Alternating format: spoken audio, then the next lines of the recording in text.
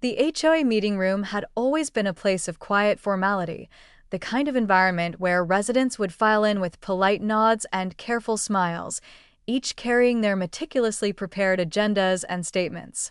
The air always carried a faint scent of coffee and waxed floors, mingling with the faint rustle of papers and soft, tentative murmurs. It was a space that had witnessed countless discussions over landscaping disputes, paint colors, and mailbox designs. Nothing unusual ever truly disrupted the rhythm of this suburban microcosm.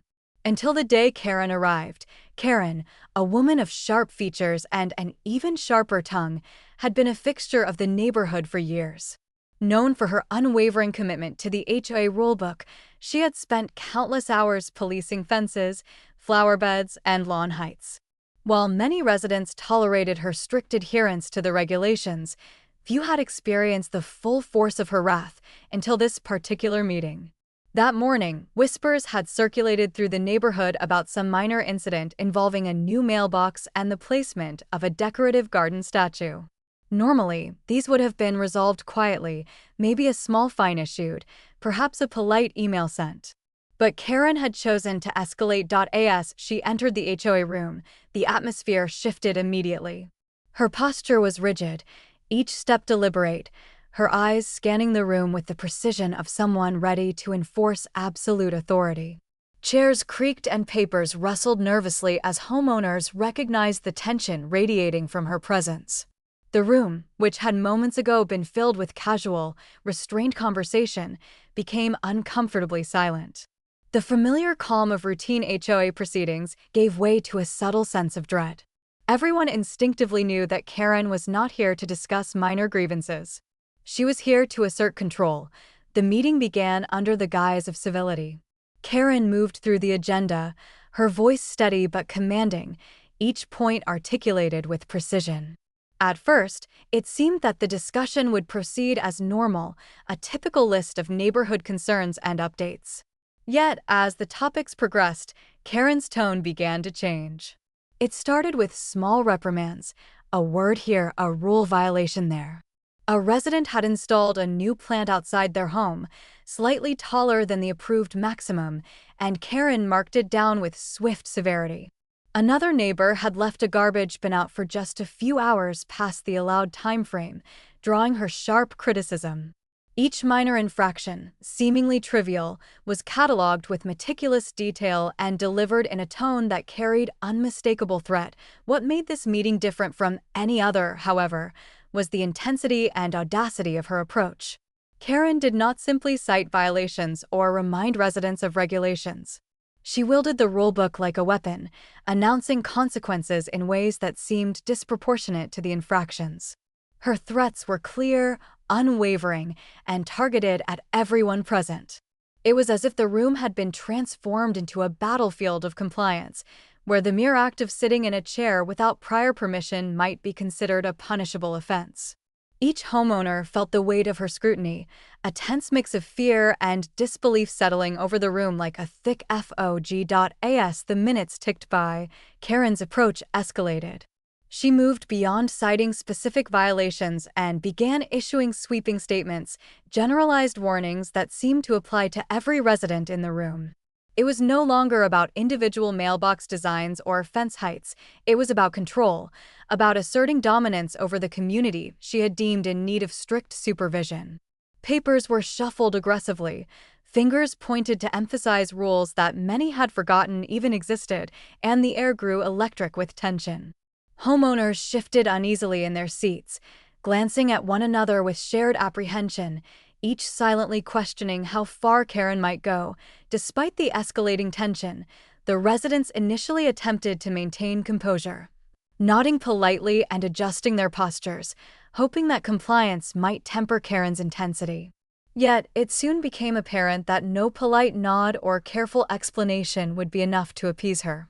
Every action, every movement, was scrutinized, catalogued, and interpreted as either a potential violation or a subtle challenge to her authority. The room's familiar air of quiet civility had been replaced with an oppressive vigilance, as though each person were standing at the edge of a precipice, uncertain which step might trigger the next explosion. By the midpoint of the meeting, Karen had fully revealed her strategy. It was not merely about enforcing rules, it was about intimidation. She leaned into each point with a deliberate intensity, ensuring that every resident understood that she held the power to issue fines, enforce penalties, and disrupt lives with a single decision. There was a rhythm to her authority, a pulse of escalating tension that carried through the room. With every word, she created a narrative in which compliance was mandatory, dissent was dangerous, and her judgment was absolute.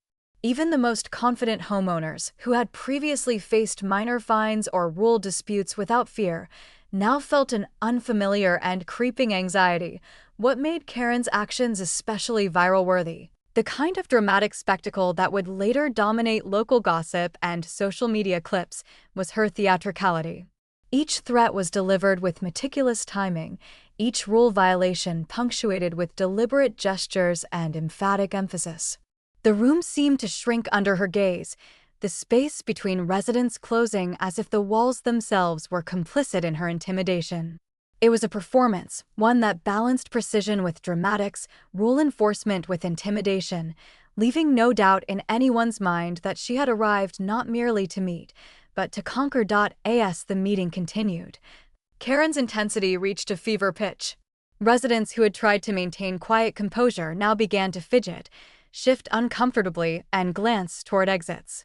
The sense of inevitability grew stronger. Something was about to happen, a breaking point was near. And in the midst of this mounting tension, a subtle undercurrent of anticipation spread through the room.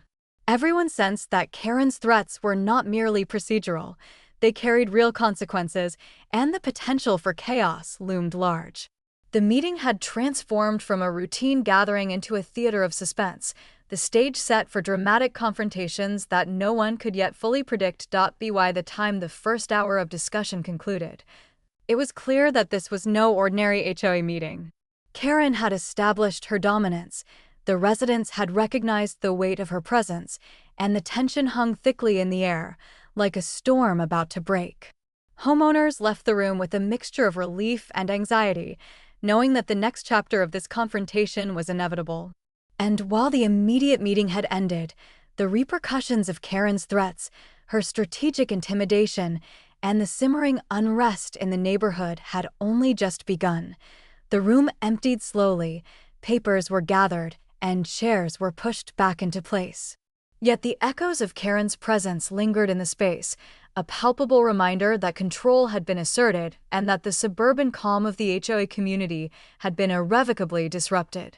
Outside, neighbors whispered quietly on sidewalks and in driveways, sharing versions of what had transpired inside. What had been intended as a standard procedural meeting had become something far more intense, far more memorable, and far more viral than anyone could have anticipated. As the residents dispersed, a quiet, almost imperceptible tension settled over the neighborhood. This was not the end of the story, not even close. Karen's threats had planted the seeds of confrontation, resistance, and eventual escalation. Everyone knew, deep down, that the next meeting, the next discussion, and the next decision would be shaped by the events that had just unfolded. And as the sun set over the manicured lawns, it was clear that the calm of suburban life had been permanently altered. Something bigger, more dramatic, and undeniably viral was on the horizon. The days following Karen's explosive HOA meeting were filled with a peculiar tension that rippled through the entire neighborhood. What had once been polite waves over fences and casual greetings in the driveways now carried an undercurrent of apprehension. Every glance toward a familiar house, every nod toward a neighbor, was tinged with the memory of Karen's rigid presence in the HOA room. Her threats had not been idle words. They were etched into the minds of the residents like a warning, an unspoken decree that any misstep could result in immediate, escalating consequences. The sense of control she wielded was palpable, and it had changed the dynamics of the community. Yet, as with all attempts at dominance, Karen's intensity had sown seeds of unease and quiet rebellion. Residents who had previously been cautious now whispered amongst themselves, sharing observations and small acts of defiance. Some laughed nervously over what had transpired, noting the theatricality of her gestures. the exaggerated manner in which she wielded the rulebook. Others, however, were more calculated, recognizing that this was not merely a momentary outburst, but a pattern of behavior. If Karen's authority was to be countered, it would require strategy, patience, and subtlety. Meanwhile, Karen herself appeared undeterred by the murmurs spreading through the neighborhood. To her, the quiet whispers of dissent were merely the nervous murmurs of those who had yet to fully recognize her power. She continued to patrol the neighborhood with a vigilance that bordered on obsession, noting fence heights, mailbox decorations, and any deviation from the HOA-approved standards. Each minor infraction became evidence of defiance, a justification for further warnings and fines. Her presence was a constant reminder of the stakes, and residents quickly realized that any attempt to circumvent her rules could provoke immediate confrontation. The neighborhood began to experience an unusual rhythm, a subtle tug-of-war between compliance and quiet rebellion. Some residents, wary of direct confrontation, chose to adhere strictly to Karen's rules, adjusting flower beds, repainting fences, and removing any decorative element that could be construed as non-compliant. Others, emboldened by the viral attention the previous meeting had already garnered online, began to push boundaries in subtle ways. A mailbox slightly tilted, a lawn ornament positioned just outside the approved perimeter, and small displays of creative landscaping became acts of quiet defiance. Each act was carefully calculated, a silent message to Karen that her influence was not absolute, that the community's spirit could not be fully subdued. Tensions escalated further as Karen began preparing for the next HOA meeting. She approached the agenda with renewed determination, her mind focused on asserting control once more, ensuring that no deviation from the rules would go unnoticed or unpunished. Residents, aware of her impending scrutiny, spent days preparing, some with trepidation, others with a sense of anticipation. They documented everything meticulously, gathering evidence of their own compliance, while simultaneously recording any potential overreach on Karen's part. The dynamic shifted subtly. What had once been a straightforward HOA procedure became a high-stakes contest of observation, strategy, and psychological endurance. When the second meeting finally arrived, the atmosphere in the room was electric with anticipation. Chairs scraped against the polished floor, papers shuffled in nervous hands, and a low murmur of whispers filled the otherwise quiet space. Karen entered as she always did, projecting confidence and authority, but there was a subtle shift in the energy around her. The residents, who had spent the past week observing, discussing, and planning, were no longer passive participants. They were prepared, alert, and, in some cases, quietly defiant. This subtle but powerful change was palpable, a tension that crackled in the room as Karen began her inspection of each agenda item. The initial proceedings were routine, a careful review of minor infractions and proposed community projects. Karen approached each topic with her signature precision, citing minor violations and procedural oversights, her gaze sweeping over the room as though daring anyone to challenge her. Yet, as she continued, a quiet disruption began to manifest.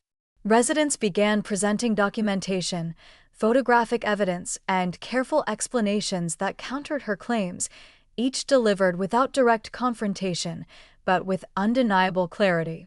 Karen's authority, which had seemed absolute in the previous meeting, began to encounter friction. Her reactions to these subtle challenges were immediate and dramatic. Karen's voice rose with intensity, her gestures became more pronounced, and her words carried an unmistakable edge of threat. She emphasized the potential consequences, the fines, and the punitive measures, attempting to reassert control over a room that had begun to push back in small but effective ways. The tension between her performance of authority and the residents' quiet resistance created a palpable sense of suspense. Each exchange, each presentation of evidence, felt like a maneuver in an elaborate psychological chess game, where every move carried weighty implications. As the meeting progressed, the confrontation intensified. Karen targeted specific residents whose documentation or subtle resistance had challenged her narrative. She leaned into the enforcement of rules with renewed vigor, attempting to re-establish dominance through intimidation. Yet, the residents were not passive this time. Their composure, their meticulous preparation, and their silent coordination created a counterbalance to her theatrics. It was a careful dance of power, Karen asserting authority with dramatic flair, the residents responding with strategic calm and collective resolve. By the midpoint of the meeting, the conflict had escalated to a point where it was no longer about individual rule violations. The argument had become a confrontation of wills, a test of control and influence within the HOA hierarchy. Karen's threats, once effective in eliciting fear and compliance, began to lose impact as residents maintained their composure, supported one another, and quietly documented her actions. The room seemed suspended in a delicate equilibrium, each participant aware that a single misstep could tip the balance and escalate the situation further. Outside the meeting room, the ripples of this confrontation began to spread. Social media posts, whispered conversations, and text messages circulated among the neighborhood, sharing updates, screenshots, and observations of Karen's behavior. The meeting, though contained within the walls of the HOA room, had become a spectacle of social intrigue, a story that neighbors could not stop discussing. Karen, who had once commanded attention and compliance with relative ease, now faced a subtle but powerful resistance that threatened to undermine her carefully constructed authority. As the meeting drew to a close, the residents left the room with a mixture of relief, triumph, and caution. Karen, visibly frustrated yet determined, collected her papers, her expression a mix of irritation and calculation. The subtle victories achieved by the residents had not gone unnoticed, and the awareness of collective strategy had transformed the dynamics of the HOA. Outside the building, discussions continued, alliances formed, and plans for the next confrontation quietly took shape. The neighborhood had begun to realize that Karen's dominance, though formidable, was not unassailable. The stage was now set for the inevitable escalation. The tension between authority and resistance had reached a critical threshold, and the next HOA encounter promised to be more dramatic than ever.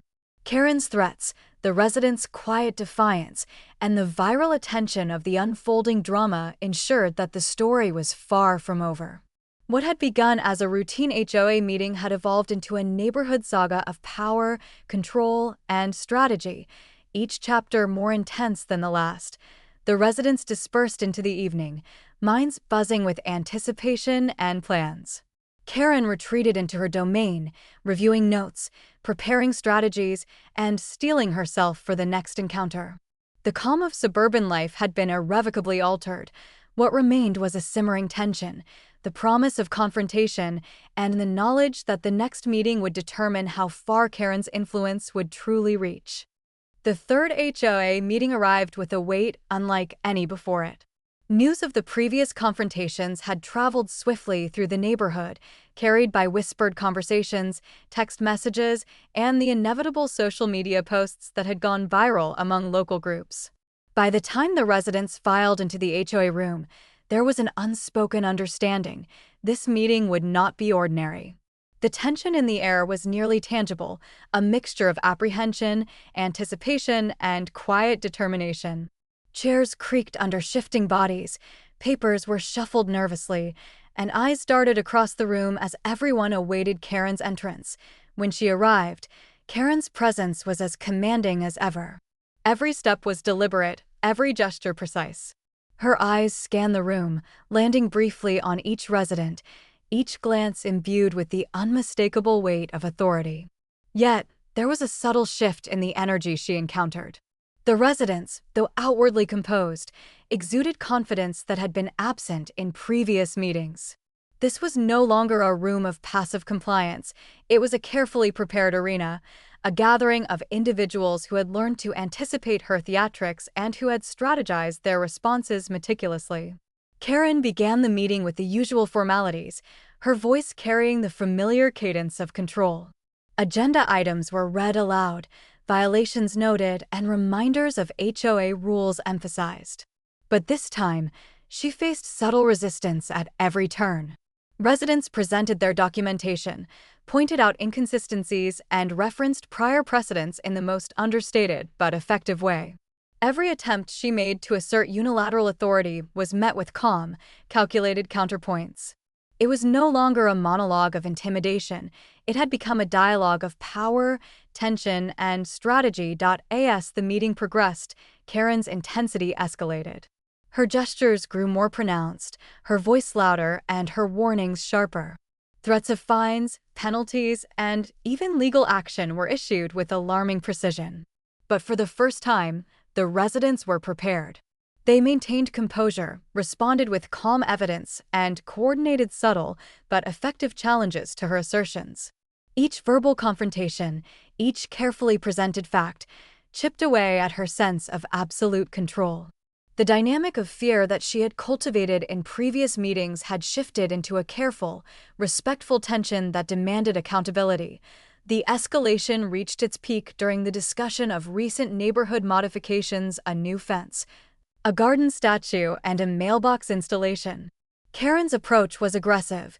She highlighted every perceived infraction with meticulous detail, projecting an air of finality. But the residents, having documented their actions in advance, countered with precision.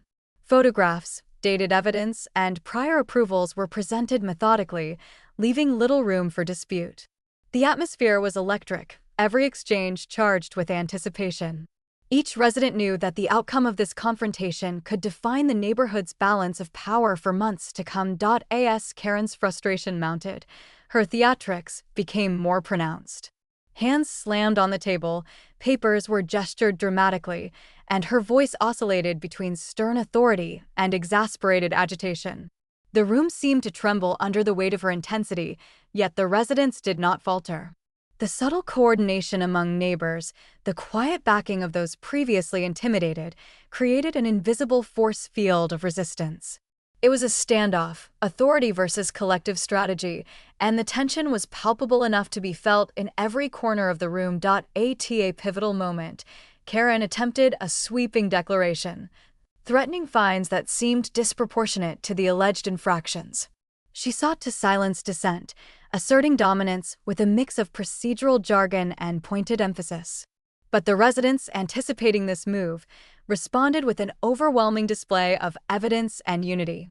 Documents were passed, photographs referenced, and procedural inconsistencies highlighted. The room, once dominated by her presence, now vibrated with the quiet power of organized resistance. Karen's ability to intimidate was tested as never before. The confrontation reached its climax when the collective composure of the residents forced Karen into a rare position of vulnerability. For a fleeting moment, her strict exterior faltered, and the room caught a glimpse of the human tension beneath the authoritative facade. Her threats, once absolute, were met with calm reasoning, undeniable evidence, and the unspoken solidarity of the neighborhood. The room, which had previously felt like an arena of intimidation, transformed into a space of accountability, where power was measured not by theatrics alone but by the collective presence of prepared, aware participants. By the end of the meeting, the balance of authority had shifted. Karen, still a formidable figure, had encountered limits she had not anticipated. The residents, while respecting the rules of the HOA, had asserted their agency, demonstrating that compliance did not mean submission and that rules could coexist with fairness, accountability, and community solidarity. The atmosphere of fear that had characterized earlier meetings was replaced by a cautious optimism, an acknowledgement that vigilance, preparation, and unity could counteract intimidation. As the residents left the room, the neighborhood outside was abuzz with discussion. Each individual shared observations, recounted moments of dramatic intensity, and reflected on the unexpected resilience of the group. Karen herself departed with a mixture of frustration, calculation, and reflection. Though her authority remained, it was tempered now by the recognition that the residents were neither passive nor easily cowed. What had begun as a routine HOA meeting had transformed into a defining chapter in the neighborhood's collective story. In the days that followed, the impact of the meeting rippled outward. Social media posts, conversations over fences, and exchanges at local gatherings carried the narrative of confrontation, strategy, and unexpected resilience. Residents felt emboldened, understanding that the HOA was a shared space governed by rules, but also by collective responsibility and mutual oversight. Karen's presence, while still influential, was now balanced by the awareness that intimidation alone could no longer dictate outcomes. Ultimately, the saga of Karen threatening everyone in the HOA room became more than just a single confrontation. It evolved into a story of neighborhood dynamics, of authority tested, and of residents discovering the power of preparation, coordination, and composure. The viral attention it received online only magnified the lessons learned. Authority can be challenged, resistance can be strategic, and a community united in purpose can navigate even the most intimidating situations with resilience.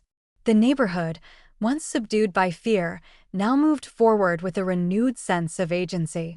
Rules would still be enforced and standards would still be maintained, but the residents had learned that power could be balanced with accountability, that threats could be countered with preparation, and that even the most formidable figures must contend with collective resolve.